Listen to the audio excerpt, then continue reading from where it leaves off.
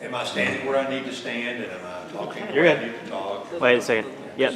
Last time, There you you go. kind of gave me a hard time, but, okay. She was saying, laity versus clergy.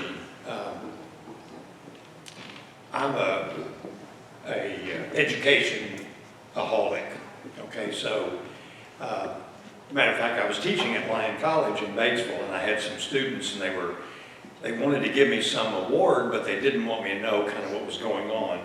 And so they started asking me things about, well, where did you get your undergraduate degree? And so I told them, well, what's your degree in? Which one? And so they kept asking questions, and finally one day I found out that they had submitted my name for this award. They said, yeah, you're getting this award and everything like that, but we had kind of a hard time. Said the guy there said, your form is wrong. This guy couldn't possibly have that many college credits. And they said, we asked him multiple times.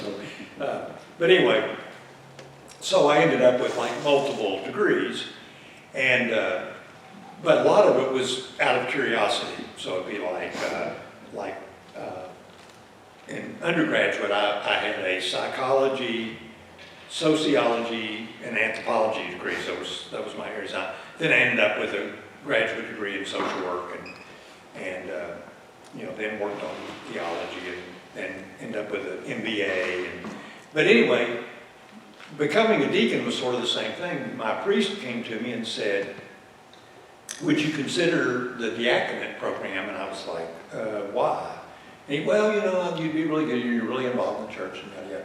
And then it occurred to me, I've taken really good care of me. I was, by this point, I was making a good living, and I knew a lot about things, but, I really never thought about whether I was going to be ordained or not. I just simply went because this is a chance to really learn about the church. And so the longer I went, the more intrigued I was, but it was kind of funny. I didn't realize how obvious it was. The guy that was running the program asked me the day before I was to be ordained. He said, are you actually going to show up for ordination? I was like, well, and he said, because I never had known, you've done well in all your classes and stuff, but I never was really sure whether you were actually going to be ordained. I said, me neither. But anyway, it was an amazing thing standing up on the altar, and then once, the bishop lays hands on you, it was sort of like a lightning bolt. I was like, yep, this is where I'm supposed to be. But, it's nothing like waiting till the last minute to find that out. But anyway, so, we're all carrying that light, from the moment of baptism.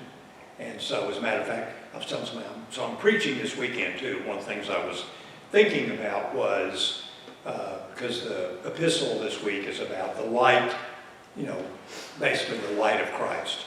And so I was thinking in baptism, we're given the light of Christ, and then it's our job to carry that forward and to be light to the world, as they say. So, and that's everybody's responsibility. So, obviously clergy can't do it by themselves. There's obviously not enough of us.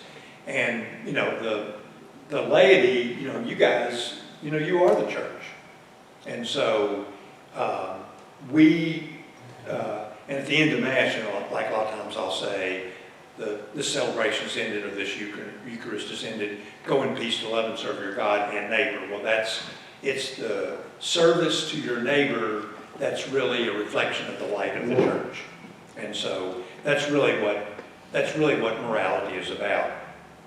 Most people, okay, a show of hands of all the people that actually read the stuff you were supposed to read for this week, or even a good part of it. So I know I'm impressed. Okay, that was not easy digging through. It's like each paragraph requires multiple reading to get through. But when most do what?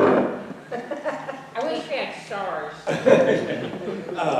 So when most people think about morality, I think the tendency is to think about all the things that you're not supposed to do. And so, it's all those thou shalt nots. And morality is really about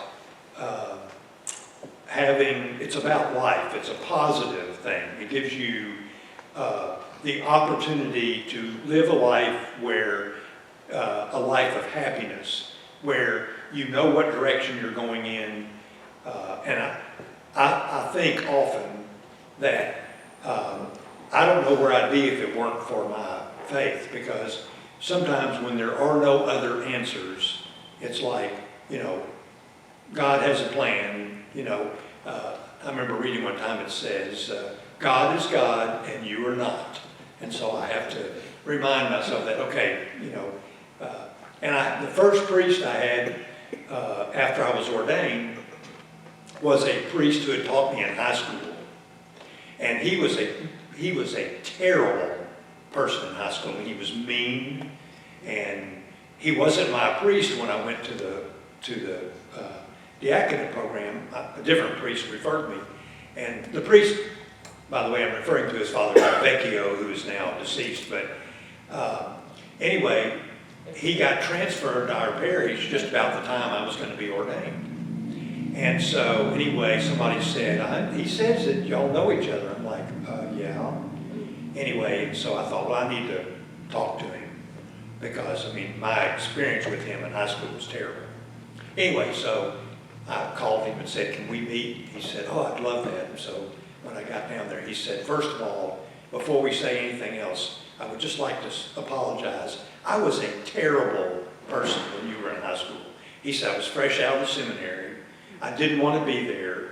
They gave me a job I didn't want.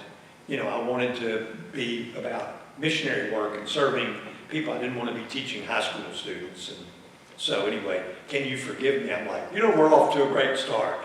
But that was the kind of priest he turned out to be one of the best people I'd ever known. He was really good about anything that happened. He would say, well, I have to leave that up to God. And he really, and he meant it. So a great mentor for me when I first got when I was first ordained. So that worked out really well. And when he died, the priest that was with him when he died said, he's got you and your family, y'all are on your photograph is on his bedside table, which I didn't know. And they said, he always talks about his family, and that's you guys. So I'll tell you real quick, so I have a daughter who, we were like 40 when she was born. And we had an adopted son who was 15 at the time. And so this kid, there was nothing she wouldn't say or whatever. And so she was, and very curious, and to this day she's working on a doctorate. She's a really bright kid. But anyway, Father Calvecchio used to come over. He would take Sunday afternoon and Monday off, and a lot of times he would show up at our house. And so, he would come in and we'd cook together. He was a great Italian cook and stuff. Anyway, he came to the front door one day and she saw him and she ran to the door and we lived way out in the country and the door was never locked, but she opened the door and she said, hey, Father Cal, which is what she called him. She said, you have a penis, don't you? And he said, yes. And she said, I thought so, and went back into the house. He came in and he said, do I even want to know what that's about?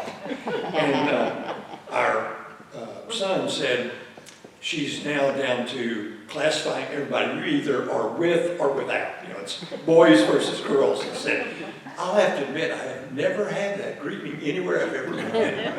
But so that was kind of their relationship. So he was like, you're not going to, I said, yeah, I heard her. But anyway, part of this, part of being a Christian is it's a lifelong, you're a lifelong disciple, always learning. And so I'm always amazed that, and I think I shared with you before, one of the things that clergy are supposed to do is you're supposed to, we have the breviary, so in the old days you always see a priest with his little black book somewhere reading it. Well, we're all supposed to read, we do the liturgy of the hour. So I have like a morning prayer, I do the mass prayer every day, and I have a night prayer, and it's set, all the clergy in the world are doing this. So at some moment in time, somebody is praying the liturgy of the hours. So it's the church's prayer, and it's continual. So like, when I finish, somebody in the world is starting. It's like, does that make sense? This prayer is going on 24 hours a day, and we're all praying the same prayers.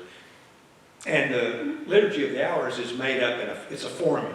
So you have like an opening prayer, and then you have a psalm, and then you have a reading, and so it's that kind of, and so I've been ordained, hey, I have an anniversary coming up this weekend, it'll be 34 years. Okay. Wow. So for 34 years, every day, multiple times a day, I've been praying the Psalms.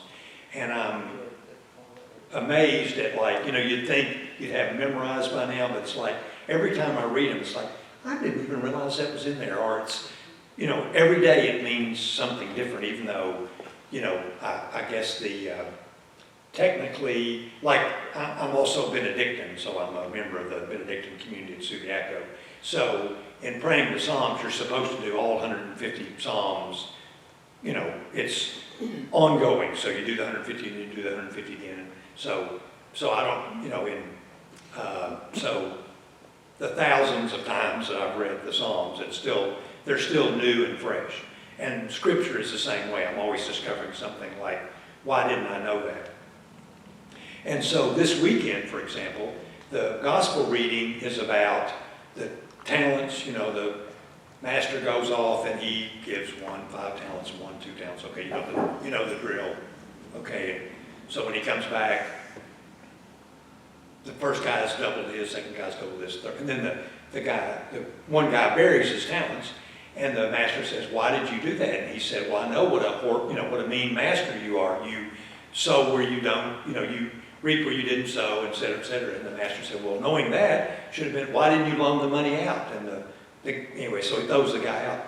Well, the thing is, okay, and you've heard that preached, I'm sure, but anyway, the story goes that, so the story is about using your talents wisely. Of course, talents was really about money, wealth. But the interesting thing is, first time I ever read it, where I thought about, well, this master, everybody says, this is Jesus, right? And I thought, this master is really a mean guy, and not only that, but the guy that didn't loan the money out for interest, well, that was a violation of Jewish law. You couldn't loan for interest. So the guy that buried the money was doing the right thing by the rules of the Jewish faith. But he's the one that kind of gets thrown out.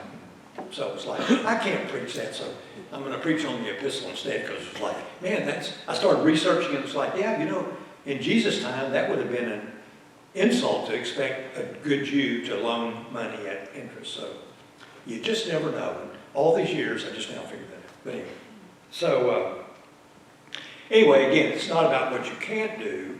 It's about what you need to do to have a happy life. So it's the art of living well. It's about justice. It's about living not only for God, but for others. Okay, and so here's a test. So Jesus is being tested, and the person says, well, what's the greatest commandment? Okay, and so Jesus answers like any good Jew would from Deuteronomy, you should love your God with your whole heart, your whole soul, your whole mind. And then he says, and the second is like it, you should love your neighbor as yourself. So he adds that in. So really, morality is technically summed up in that expression. If you in fact love your God with your whole heart and soul and mind, and you love your neighbor as yourself, you're home free. Everything else is taken care of. It would just be if it were just that easy. So, okay, we're going to show, we have a video, but I have a problem with the video, okay? So I watched this video, I struggled with it a couple of times, and inside me there's this scientist, okay? And in the video, they make a big point about relativism, okay? That we have to really fight relativism, there is absolute truth. And so they make it sort of a hard and fast thing that, as Catholics, we can't believe in relativism. Well, nothing is hard and fast. So I was thinking, gee, Einstein would disagree in there. There's a whole theory of relativity. But anyway, in the video, they kind of make it sort of black and white, but it's really not black and white. So we'll get more into that after the video. So to prove my point there is CHI, being a Catholic hospital, has a bioethicist on staff. And matter of fact, they used to have one in Hot Springs. I think he now serves a bigger area. But anyway, because a lot of things are not black and white. So before you can do something, I mean, there's some things that you can't do at a Catholic hospital, period, okay? So we don't perform abortions. But could you do a procedure that might cause an abortion to save the mother's life? And so those are the kind of questions that doctors would take to the bioethicist and say, here's the circumstances, am I free to, what do I do here? And you have to kind of weigh that back and forth. And I would recommend that all of us have that person in our life, that all of us should have a spiritual director who helps us. We get to the point we say, I'm just not sure where I am with this, and you talk it through with somebody, because it's really hard.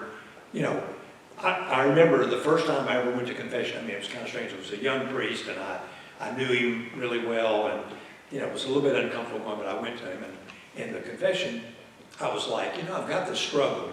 I know, clearly this is good and this is not good, but I'm stuck with a choice between something I think is good and something which might be better, but I'm not sure, whatever. And he said, yeah, you've made the leap.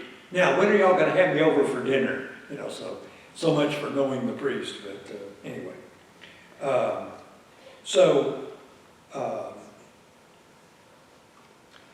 We often struggle with, right versus wrong, good versus evil, truth versus untruth, and sometimes it's clear, but a lot of times it's not.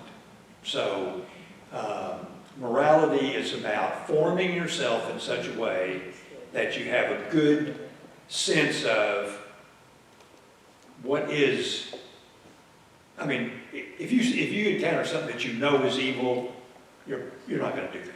But if you encounter something that's okay, and doing this might even be better, am I okay if I just do the okay? It's that kind of, that's where most of us end up. It's not, if things are cut and dried, if you go after tonight's meeting and you decide to steal a car, okay, well, you're probably gonna know you shouldn't do that. But I remember encountering a guy one time when I was a kid. I worked in a grocery store, and we had a guy who stole some food. And they ran him down, and the guy was carrying the food back to his family that didn't have enough food. And so it was like, okay, you don't have to just come and we'll, let us know, and we'll help you as best we can or whatever. But I mean, he just didn't know anything else to do. And my wife and I had 14 foster kids, and I also helped raise, this was my last career, 1,200 kids who we got off the street mostly. And, but, I mean, the kind of things, a lot of these kids, their idea of, well, yeah, I was selling drugs. Why was that? Well, what were we going to do for money? I was taking care, I had brothers and sisters at home, and they weren't going to have food to eat unless I did this or that or whatever it was. So, it was trying to get them on the right track. It was like, their idea of what was right and wrong was completely different than mine, but they were doing it a wrong thing for what they thought was a good reason, which doesn't, in fact, make it right. So, okay. Roll. Good job. So, is everybody confused yet? Oh, good. An MBA and theology degree. Those don't. No. Right. Well, and how about?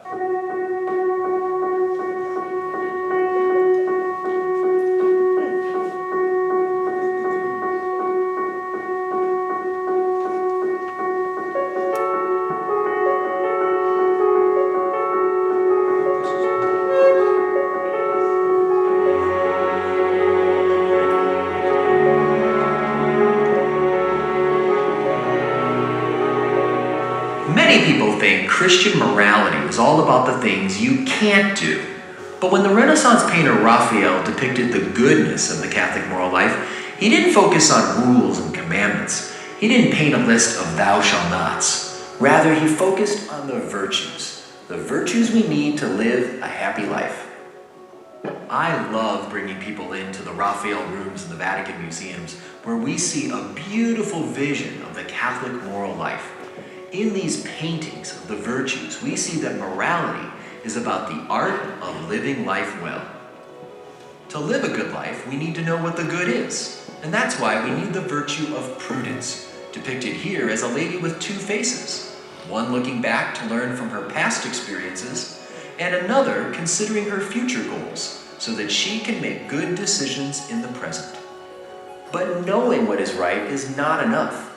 There are two things that keep us from doing what we know is good, and that's our attraction to pleasure and our fear of pain. That's why we also need the virtues of self-control and courage. Self-control here is depicted as a lady pulling in the reins, not letting herself be enslaved by pleasure. Courage is dressed like a soldier pulling an oak tree down, symbolizing strength in the face of danger and a willingness to suffer for the sake of what is good. We need both of these so that we're not controlled by the pleasures of this world or by our fear of making sacrifices. And when we possess these virtues, we are equipped to live out justice so that we may fulfill our responsibilities in society and in the church. Here we see that the virtues are the skills we need to live life with excellence. With the virtues we can flourish and find the happiness that we're made for. In the words of Mother Teresa, we can make our lives something beautiful for God.